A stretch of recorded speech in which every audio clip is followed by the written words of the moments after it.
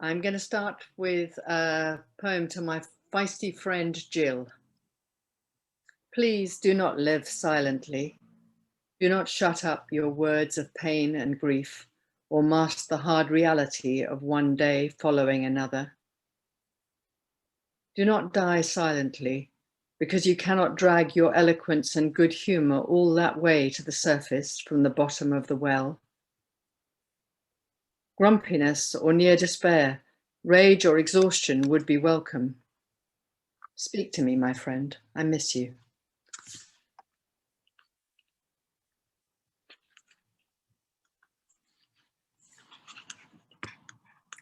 Alone is not the place to be. Alone is not the place to be.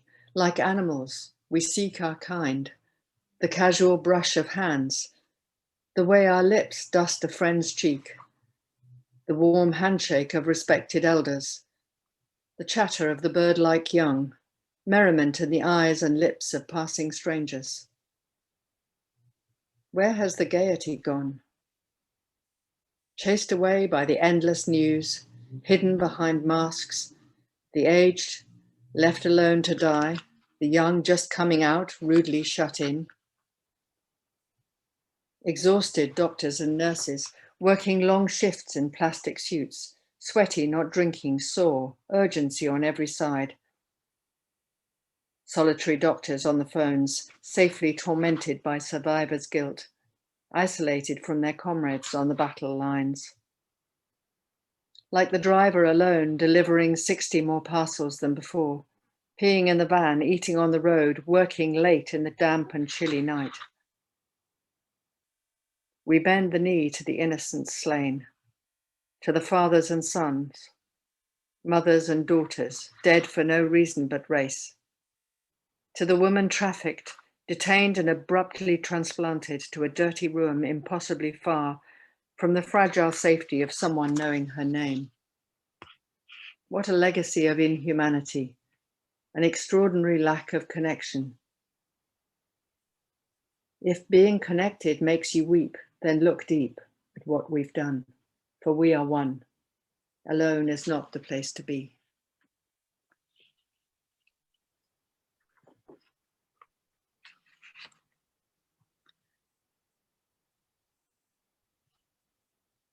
And I come back to the natural world, which I am part of, and which makes all that bearable. Quiet. So quiet I can hear even a leaf fall. One perfect yellow beech leaf, twirling like a soft dance to the woodland floor. A squirrel thuds from on high, close to my head. All quiet again. He is collecting nuts, unperturbed. I contemplate the fallen branch, home to mosses and fungus and tiny things I cannot see. Lying here quietly, no more concerning than a log, I feel at home.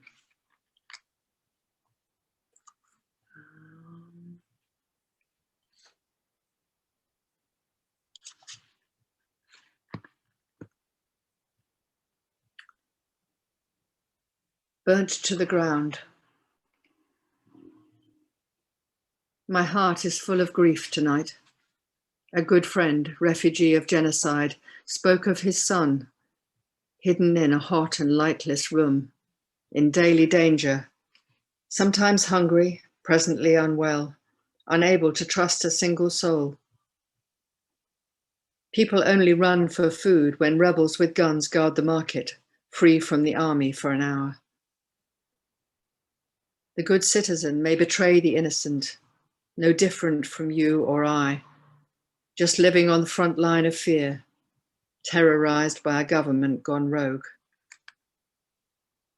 I know the town, walked out freely after dark, loved the eco-village, the rounded buildings made from earth close by, planting acacia trees and vegetables, watching young women find their way, now burnt to the ground, the earth scorched, young people hiding in the forests, outraged and traumatized.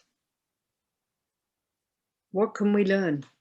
Just to grieve some more? Out of this disaster, there are shoots of hope and healing, tiny and fragile and still underground. The young have a powerful will to live. Those longer on this earth remain tenacious, yearning to pass on the land and seeds, to keep their culture alive. Their hands together in the soil restore the broken peace.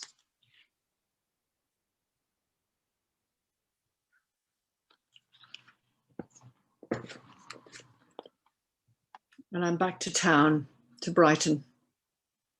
System crash. I am reading in my favourite cafe. My system shudders.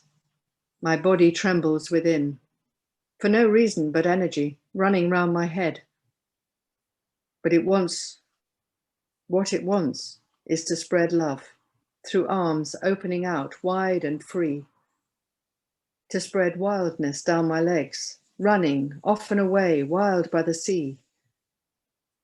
I sit quietly for a while, and the music dreams me into a time way back.